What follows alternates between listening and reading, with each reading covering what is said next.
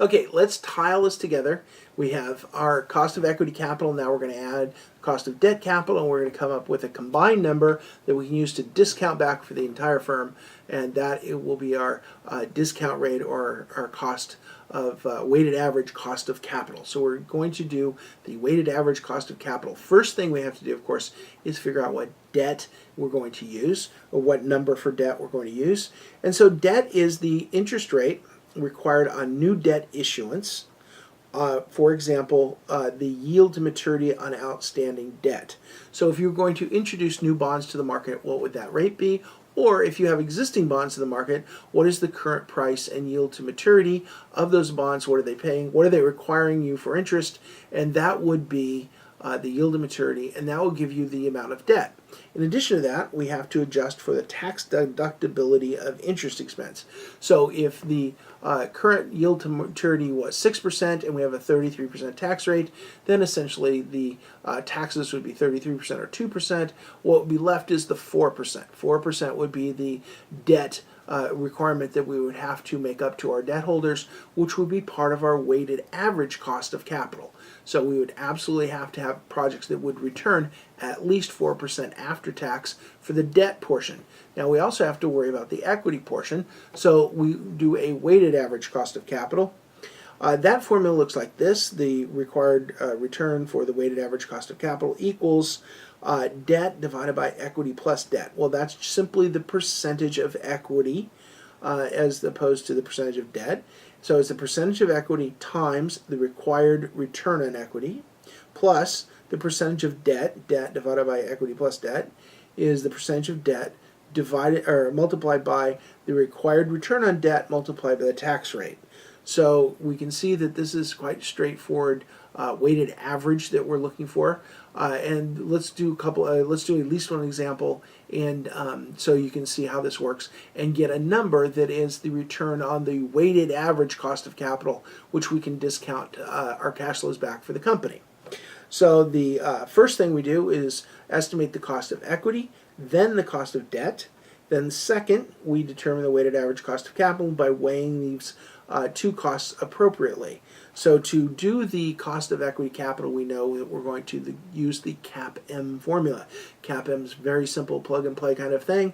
So here's our example. Rice Chemical, its beta is 2.01, the risk-free rate is 0.75, the market risk premium is 7%, thus the cost of equity capital is, we've done this before, right? So the return on the stock equals the risk-free rate, 0.75, plus beta, 2.01 multiplied by the market risk premium, which is 7%.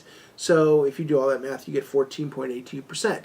So our shareholders are expecting 14.82% on a return on their portion of the capital.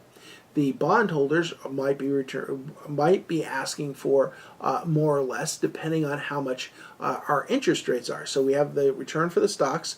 Now we have to go return for the bonds and then weight them together. So the next section says the yield on company debt is 6.03, and the firm has a 35% tax margin. Well, 6.03 times 1 minus 0.35, it's going to be very close to the 4% I threw out earlier, but it's not exactly that, so we do the math. You can see here in the equation that it also says that debt is 25.8% of the total value. So it didn't give us both, but we can easily calculate the other one. If it's 25.8% for the total value here, then it's the reciprocal of 25.78 here, or 0.74, 74.2%. So it's got to add up to 100%. So if it's 25.8% debt, then it's going to be 74.2% equity, right? That makes sense. Okay, so we have the 74% that is equity multiplied by the 14.82% that is the requirement for the equity, multiplied by the 25.8% debt, multiplied by the 6% is the current market value of the debt, or current market yield to maturity on the debt, and we take that after tax. So the answer to that, if you do all that math, comes out to 12%. So 12% is the cost of capital for Rice Chemical. So anything that is over 12% with an internal rate of return is a yes. We want that. We like that project. In addition to that, all of the cash flows on any project would be discounted back at 12%. So that would be how we determine whether net present value is positive or negative. We came up with the number to discount at using what our shareholders want, which is 14.82%, and what our bondholders want, which is 6% after taxes, 4%. So we find out how much we need to require on our projects going forward to make sure that both our shareholders and our bondholders are satisfied. If we cannot get that, what should we do with excess cash? We should give it back to the shareholders. We have to pay our bondholders, of course, but if we have excess cash because we can't find any projects that beat that hurdle rate, then we should just give the money back to the shareholders, because we should pay dividends, because we can't grow any larger, and there's no point in, if you're expecting a 14% return giving you an 8% return, you can go out in the marketplace and get an 8% return or whatever you want risk and reward wise in the marketplace. But if I can't meet the rate that you're expecting of me, I should give the money back to you in the form of a dividend.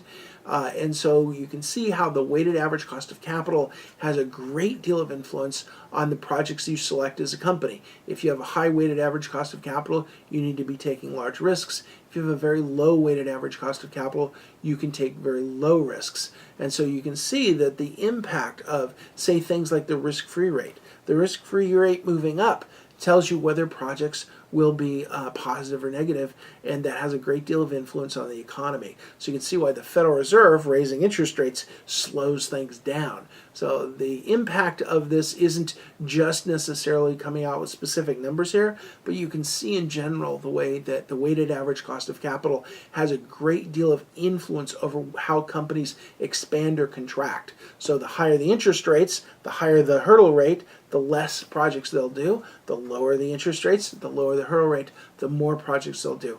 That's why Janet Yellen, current Fed Chair Janet Yellen, is the most powerful economic person in the world, because she sets interest rate for the United States, which is the benchmark for the rest of the world. So interest rates have a great deal to do with the overall economy, and now you can see that the weighted average cost of capital has a great deal to do with how companies expand and which projects they try to expand into.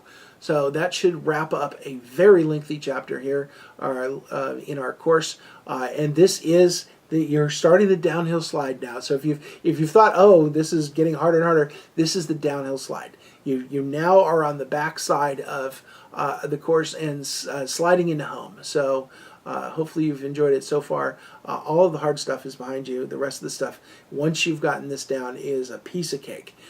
So if you have any questions, of course, get a hold of me or who your instructor is.